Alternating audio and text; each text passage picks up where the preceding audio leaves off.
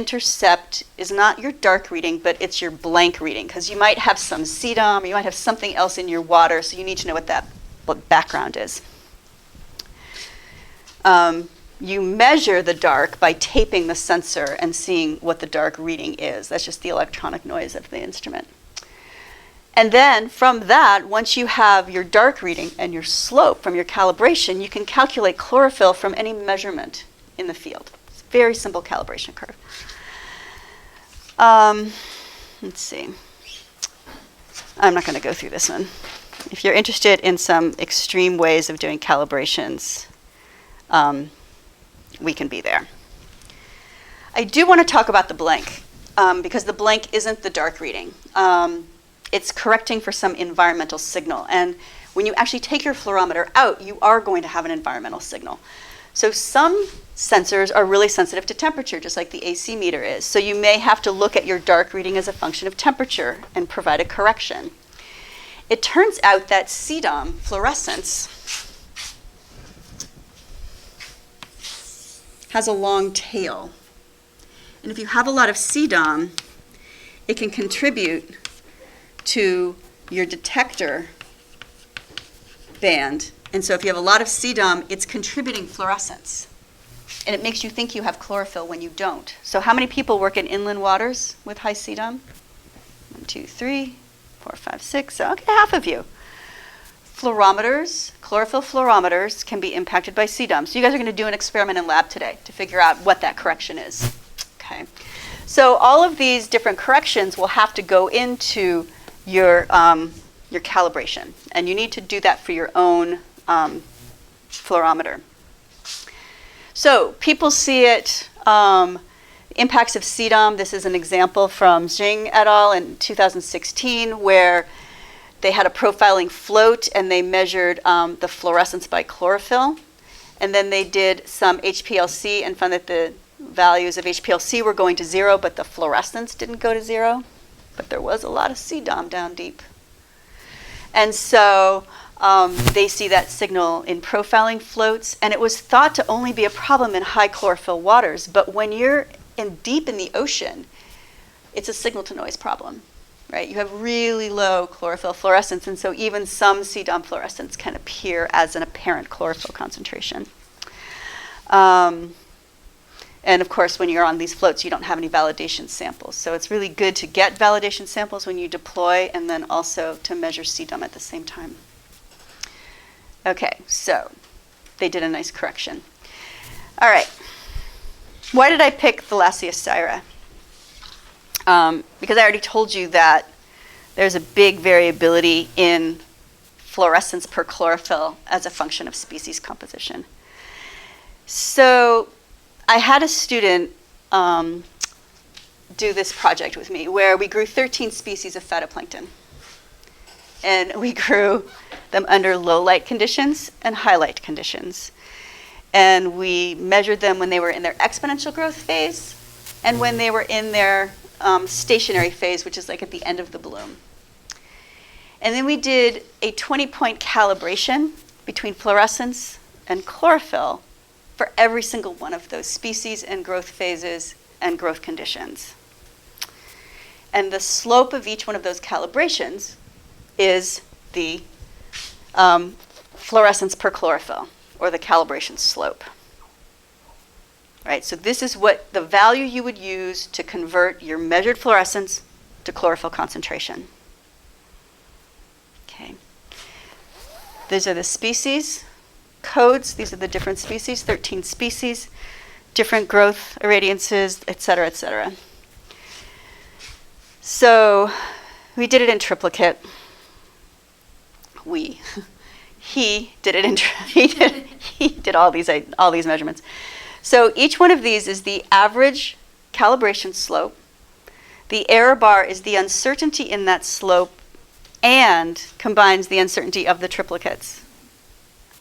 And I arranged the species into chlorophytes, which are the chlorophyll B containing algae, chromophytes, which are the chlorophyll C containing algae, and cyanobacteria, fresh and marine. So that you can see that there's a range of slopes regardless of which pigment group you're looking at. So what do we see in terms of the range? What's the lowest value? Yeah. So the lowest value is over here, like close to 10. And what's the highest value? 100, yeah. So which slope are you going to apply?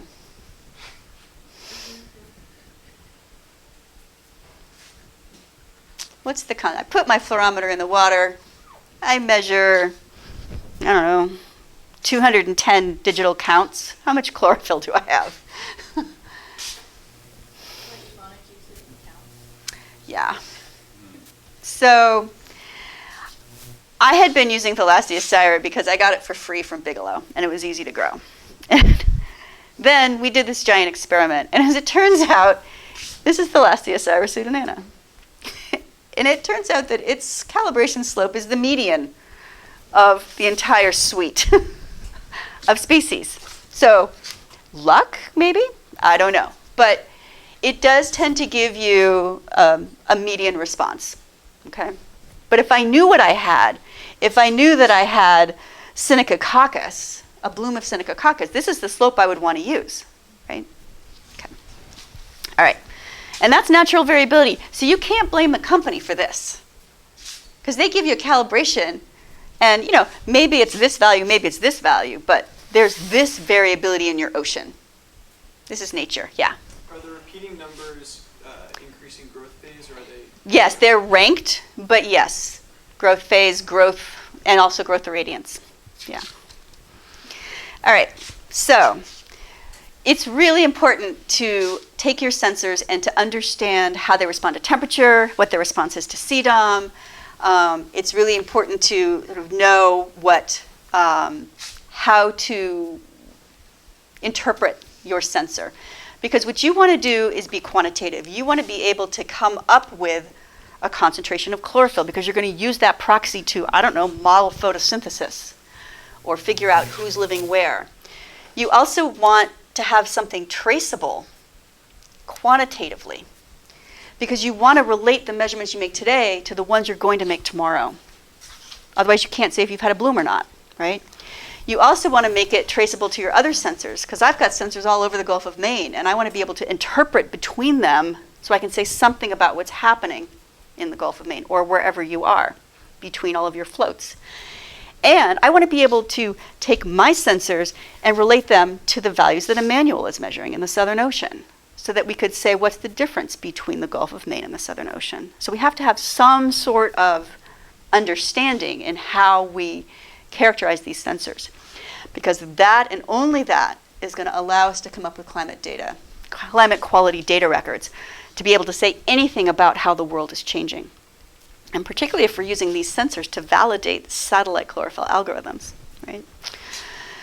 So, validation. All right, so I collected the data from all of our colleagues who went to the Southern Ocean, the Indian Ocean, the Arctic, Iceland, Atlantic, Mediterranean. We put all of our data sets together, and we did chlorophyll and HPLC validation on a linear plot. It was a little nicer on the log-log plot. But for each region, I looked at the difference between the factory calibration that we got from wet labs. We used one type of sensor from wet labs, compared to this in situ calibration, which would be the line, say for this one, that one is the Arabian Sea upwelling zone. It has its own slope. And so this was trying to assess if there was a bias in the factory calibrations. And what we found is that there was an average over all of these regions. It varied, but there was an average bias of 2, that the factory calibration is too high. And so we were overestimating chlorophyll. But again, this is the natural variability, right? And so each region has some fluorescence response, which gets back to the species composition. Okay. But what it does is it allows us, from a variety of different labs, to now compare our instruments. Okay, so we still get this. We still get this kind of mess even though we've been so careful. I actually went and corrected for all that stuff in here, and it didn't look much better. So the last thing that I want to talk about today, that I have time for, is to talk about non-photochemical quenching. So how many people have dealt with non-photochemical quenching? A handful. If you do fluorescence, you're going to deal with this. So Paul Falkowski published it in his book. He had it in a paper before that, but in his book in 1997, he published these profiles of fluorescence collected in the morning at 8 o'clock and in the afternoon at noon. And he collected 6 water samples for each profile and did the extracted chlorophyll. And what he found was that the extracted chlorophyll did really not change significantly from 8 o'clock to noon. I can't remember where they were. 60 meters depth, so who knows. But the fluorescence certainly did. The fluorescence went down at noon, and that is the non-photochemical quenching. Okay. So this was a spectra that Jing measured in 2012 from a profiling float, and they can see at nighttime the fluorescence is constant in the mixed layer, and the fluorescence goes down during the daytime. This is from a glider from a student of Mary Jane's where they were going offshore of Washington, back and forth, back and forth. This is time, and this is fluorescence. And you can see that there's quenching of fluorescence every time the sun comes up. And it leads you to these really strange patchy distributions that aren't real. It's just fluorescence is quenched, but there's no change in biomass. And I've measured it on a mooring. So here's a time series in February. The fluorescence is in red, and it's quenched every time the sun comes up. And the response time is really rapid, and if it's kind of a cloudy day, the quenching is not as low. So we also had an AC meter on that same mooring, and so I used the absorption line height to calculate chlorophyll. And absorption isn't quenched because the biomass isn't changing. So we see no change in biomass where we see a change in fluorescence. And of course, what you find is if you look at the ratio, you can see that the quenching, the fluorescence versus absorption, quenches as you increase the light. And it looks like the onset of quenching occurs at about 100 microeinsteins. And I've talked to people who've looked at this over the whole globe, and that seems to be a number that everybody comes up with. That's when things start to quench. And it's interesting that that onset of quenching, if you're interested in photosynthesis, that is where the photosynthesis versus irradiance curve begins to see the onset of saturation. So actually by measuring this, it can help you model photosynthesis. That's just an aside. Okay, corrections. So what would you do? You have this, and I want fluorescence every hour. What are you going to do with that?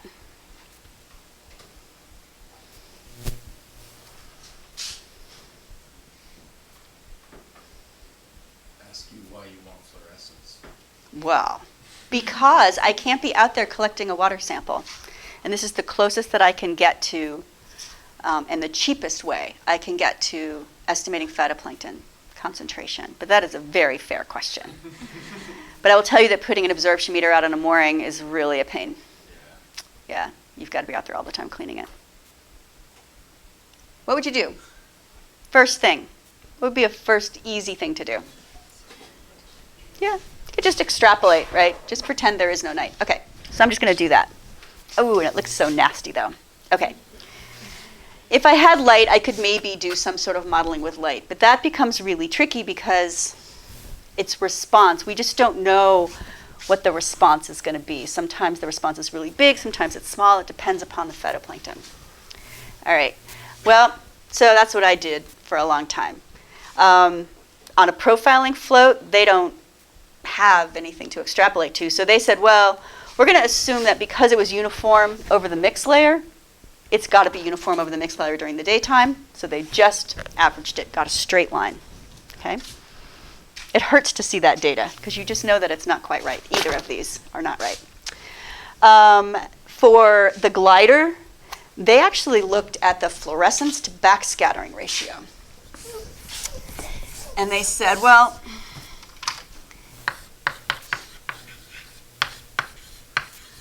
if they found that this was constant or approximately constant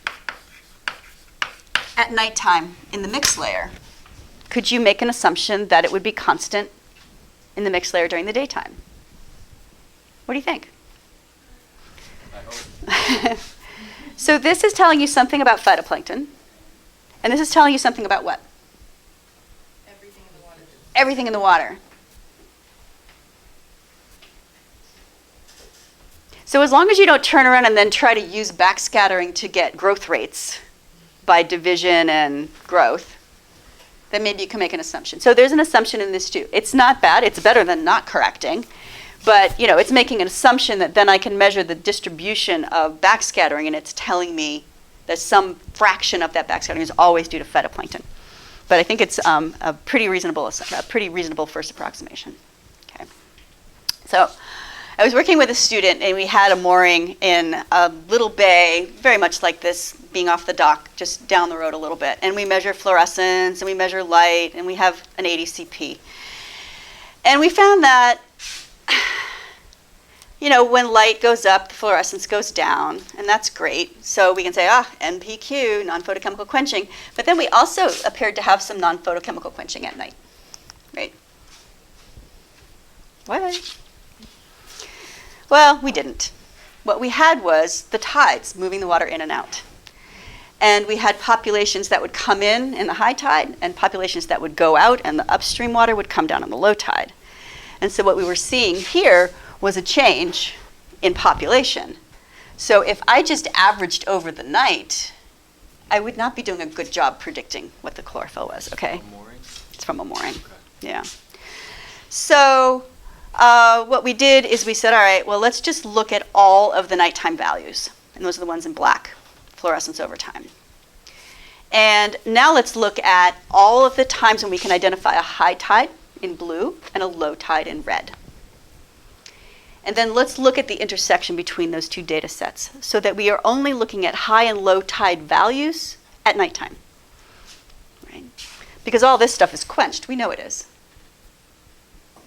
And so now you can begin to interpolate across all of your high tide communities and across all of your low tide communities. And you know that as the water gets moved in and out like this, when you're measuring in between the tide, it's probably some mixture, unless there's some in situ growth. But as a first approximation, assume that it's linearly mixed. And so you can actually fit a cosine curve and model the hourly observations between high and low. And what's interesting is sometimes the high tide has a lower population of phytoplankton, and sometimes it has a higher population. So you can actually do some really interesting dynamics in there. But what it allows you to do is then do a better job in modeling your observations over a long period of time. And all of your quenched values are out. So you can actually estimate chlorophyll concentration at noon when the satellite goes over. Because normally it's a quenched value, and it can't be any sort of validation. And so we validated it with discrete samples, and this is what you look like if it's the raw fluorescence, because we're always out there at noon. It's always quenched versus extracted chlorophyll. And when you model it using this tidal model, you can get a much better relationship. This variability is probably different species. Okay, so that's one way to deal with non-photochemical quenching. So you can use nature to help you if nature is giving you some values to look at. Yeah.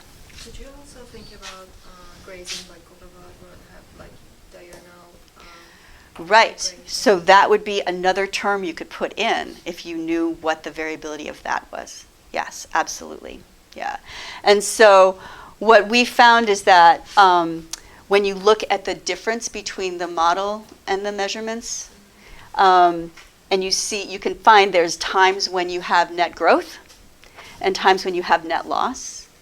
And you can either look at that by biological processes like grazing, or you can look at it from the perspective of in situ growth or new populations moving in. And so, in fact, that was why we did this model, is so that we could look at what wasn't conserved. Yeah. Yeah. All right, so what have we learned? Chlorophyll fluorescence is a great proxy for extracted chlorophyll. Great proxy. Chlorophyll fluorescence in vivo is a pretty good proxy for phytoplankton in a culture. And in situ chlorophyll, it's a fair proxy for phytoplankton community. Once you characterize your sensors, once you correct or avoid for non-photochemical quenching, and once you consider that we actually have huge regional variations in community composition. All right. So I am done, but I wanted to say one thing, because we didn't get there, is if you did have taxonomic information, you could do even better. And so the question is, how do you get taxonomic information? And there is a way to do this from fluorescence, but we don't have time. So if you want to talk about it, we'll talk about it later. Yeah. Going back to slide before, the in vitro chlorophyll fluorescence doesn't give you the same exact result as the HPLC. No. Right. So I do want to talk about that in 10 seconds. One of the problems with the extracted chlorophyll, the fluorometric method that you used, is that if there is chlorophyll B in your sample, which means you have some sort of chlorophytic algae, the chlorophyll B contaminates the signal and actually underestimates chlorophyll and overestimates phaeophytin. So you have to be really careful. So that's one thing, is there's different molecules that fluoresce, also divinyl chlorophylls. And I don't know how they really impact fluorometric chlorophyll. But you will go out on a cruise and you'll compare your in vitro and your HPLC, and it'll be right on the line. And you'll be like, yeah, this is great, I'm really good at this. And then you go somewhere else and it's just all over the place. So you have to be really careful. HPLC is really the way to go. Is that it? Okay. We ready to go eat? Yes. So at the beginning you mentioned that cells like to dissipate energy with fluorescence versus heat. Mm-hmm. So is that an active process in the cell, or it evolved to chlorophyll for that reason? Yeah. That's a property. It's one of the Aaron properties of the molecule. Yeah. But say a deviation of that molecule might favor heat more than fluorescence or something. Well, so, that's what you wonder. And the cyanobacteria, they have phycoerythrin, and they preferentially fluoresce in phycoerythrin, and that actually quenches the chlorophyll fluorescence. So cyanobacteria have really inefficient chlorophyll fluorescence, and they're getting rid of a lot more energy because they're fluorescing orange, which is higher wavelength and higher energy. Yeah, yeah.